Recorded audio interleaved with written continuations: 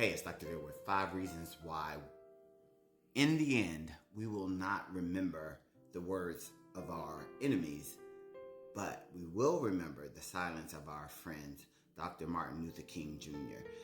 And that saying is so deep. And it's basically saying that we don't care about what the enemy is saying about us, and you shouldn't care. Should roll off your back, send them on their way. But if you are going through something and you have friends and they are not supportive of you during those times, then you have to question those friendships, because their response to whatever you're going through is going to be more impactful than the negative words of those enemies. And that leads me to number one. The enemies you don't have to deal with on a daily basis. You're not trying to establish a relationship with them. You may see them every now and then, but they're going to call you names. They don't like you. Y'all going to try to stay away from each other. But that leads me to number two, is you're building a relationship with that friend.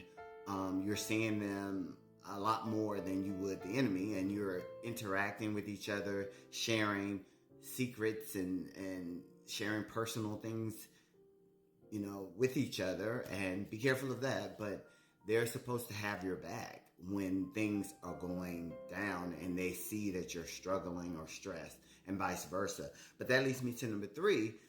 This is what I feel like what Dr. Luther King is saying, is that you have to watch those friends who, if something is happening to you and they are just sitting in silence because it's not happening to them, and they don't care, and they're not voicing their opinion, and they're just sitting there and they're watching you struggle.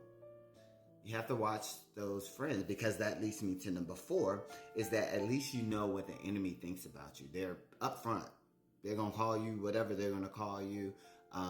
They're going to let you know, don't come over here. I don't like you.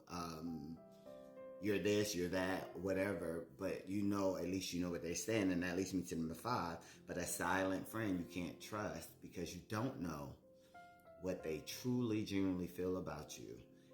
And a lot of us like to be in friendships, but I don't know if we question the quality of those friendships. I always say I have associates, and then I have friends. So there's two different categories of that. Just be careful who you're calling friend, and make sure you're paying attention to their silence. Again, I'm just like Dr. Martin Luther King Jr. was so smart. His sayings are just so powerful. All right, that's my tip. If you're struggling with friendships, or you're having a hard time, please seek a therapist so they can help you maneuver through what you need from friendships and relationships. All right.